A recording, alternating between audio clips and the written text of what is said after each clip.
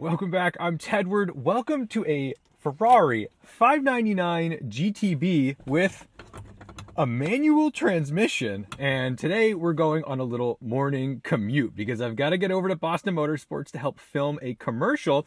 But first, I also have to make a little post office run because stickers are back in stock. I'm not going to show you the addresses of the people who bought them. But anyway, I got to just drop these off and get the stickers out. If you want a Tedward sticker, just go to the link in the description. But we'll do a full review on this car. I just want to see what it's like to live with a little bit before I properly review it. Let's get it started up.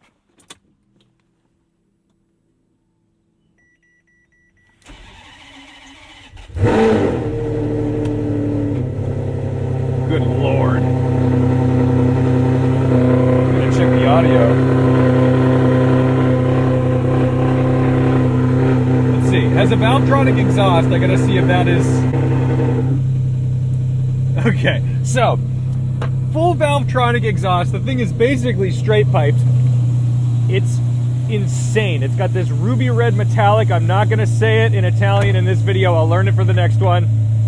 Most of them had flappy paddles and a single clutch gearbox, but it has a detuned Enzo engine. But after the GTB, they then subsequently made the GTO, which had more power, it was more track focused, and it was lighter. This car has a lot of GTO bits. In fact, it has a GTO tune, and now that it has this uncorked exhaust, which is looking pretty darn good back here, it's making somewhere in the neighborhood of 700 horsepower.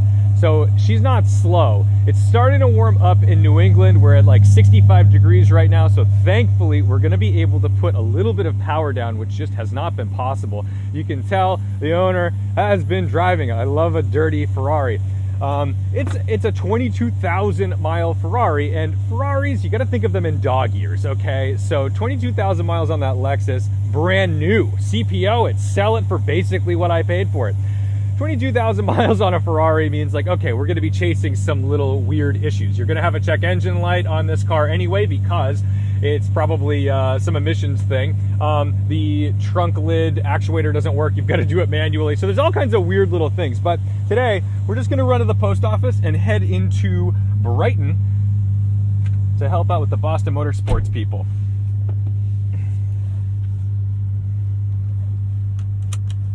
Oh, it is so cool to have a 3-pedal Ferrari like this.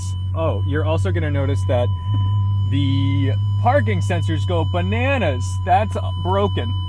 So yeah, this is what I mean when I say Ferraris are in dog years.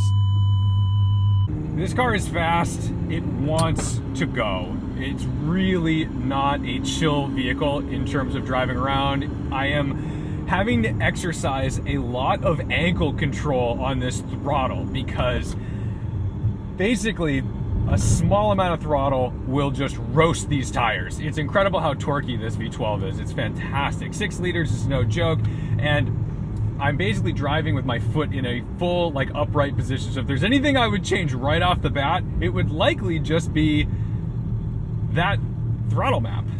So some of you might be thinking, wait a minute, a manual 599, no sir, they made like 25 or 30 of those. And you're right, this did not originally come from the factory as a manual. This is a swap, but you know what? A worthy swap indeed, because what else are you gonna do? You're gonna pay like hundreds of thousands of dollars more if you want this experience? I don't think so. I think this is the way to do it. You wanna swap it, swap it. The seat heater is on. I actually do not have a clue how to turn it off, so we're gonna have to figure that out when I get to the post office because I'm mighty toasty. Holy cow.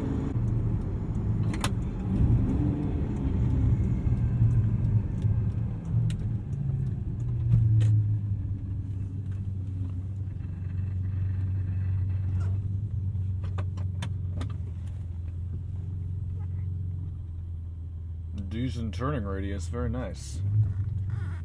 All right, let me just go throw this in the mailbox real quick and I'll be back. I'm thankful for Google. It taught me that the seat heater is this little scrolly wheel down here. That's why it was on. It's just like my Lexus, just in the other, different spot. Oof, so good. I love that it shows you a picture of the engine. That's the weird, that's wild. That's so cool. Oh, it's gonna get mad about whatever's not near me.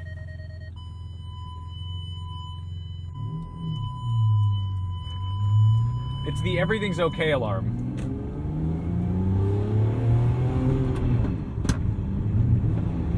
Gearbox needs to warm up a little bit. It's not super happy with an aggressive shift when it's warming up. So we're just being really gentle with it. And also, anytime you've got a manual swap, you've got to take into consideration that maybe this wasn't native to the car and that, you know, you need to be a little more accommodating to its needs. But how can you not love this dashboard? You've got this giant tack with the red, the ruby red too. And then over here, a 220 mile per hour speedometer. That was good thinking on Ferrari's part because, you know, even my Civic Type R has a 200 miles per hour speedometer now. So you don't want to be outdone by Honda when you're in a Ferrari. Although I am definitely wearing a Honda Motorsports shirt right now. Before we get on the highway, let's just change the exhaust. Let's open up these valves. No, I think I hit this button.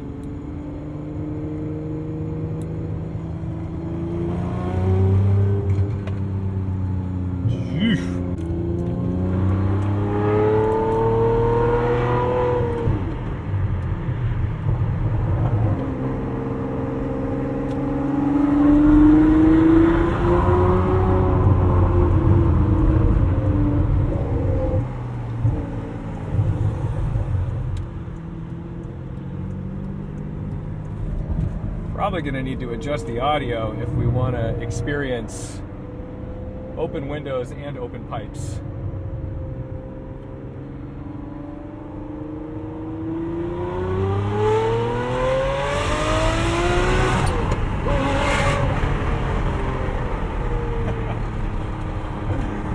Oh my goodness.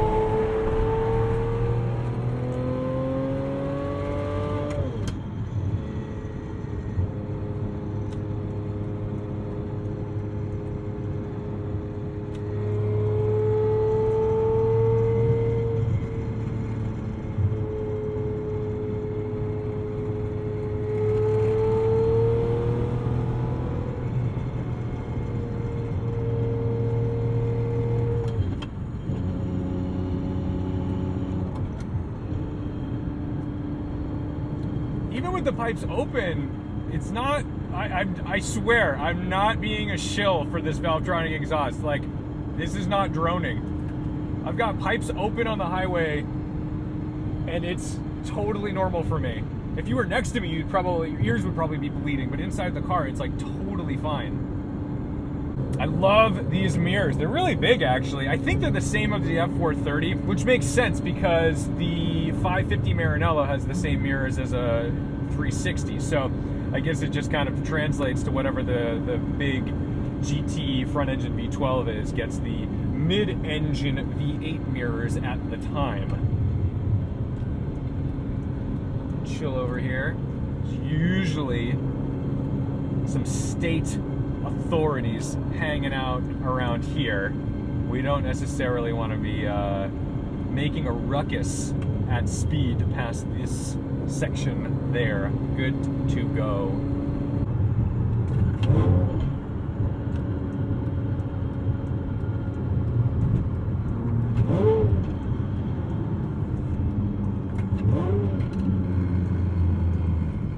This loud exhaust definitely makes you feel a little nervous when you see a trooper, because you're like, even if I'm going totally reasonable speeds, it sounds like a Formula One car.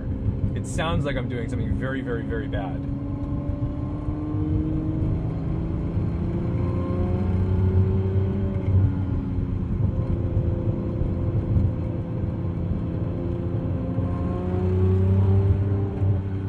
Oh, it's so good. Oh my goodness. I love how addictive it is, even at the low end.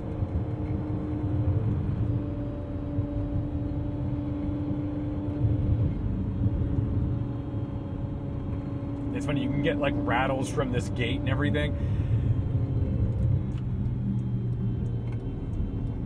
Crazy moves by everybody out here during this construction. You gotta be really careful around here.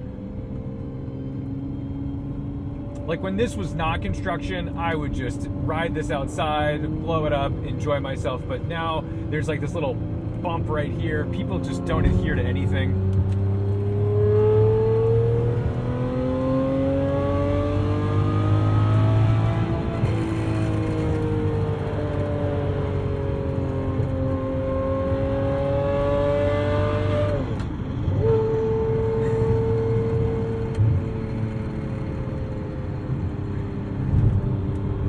whole style of driving will change with an exhaust like this. Normally I'd be like, all right, I'm in 6 cruising, but like, it's fun to leave it in gear and listen to it and just get a little more out of the experience. I want nothing to do with the stuff in the bed of that truck.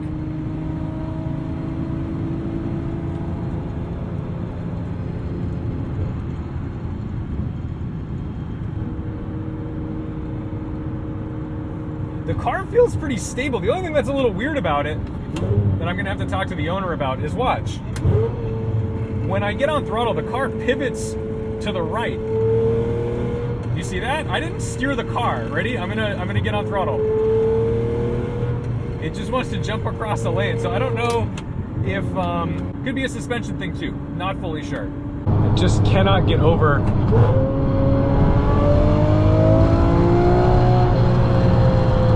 the sound.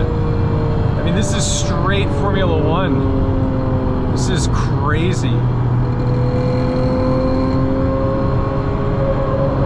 You're just gonna drive everywhere in 3rd gear. Like, this thing doesn't use enough fuel already. Then you add this into the mix, and you're just gonna be like never going to top gear because silencing it seems shameful. It seems oppressive.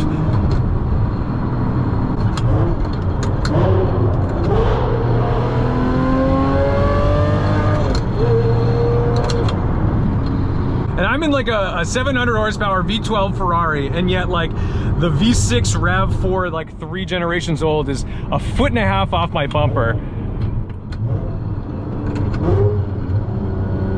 And she's just confident, like she's looking for a point by. It's amazing. Like, are you kidding me? Dude.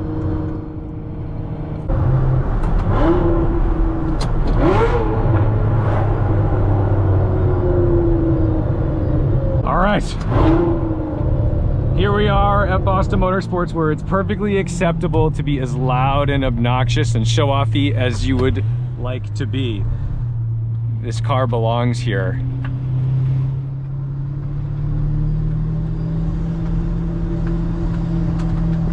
What a commute. Thank you guys so much for watching, liking, commenting, and subscribing. Don't forget to respect the drive, and I'll see ya in the next one with a symphony of parking sensors.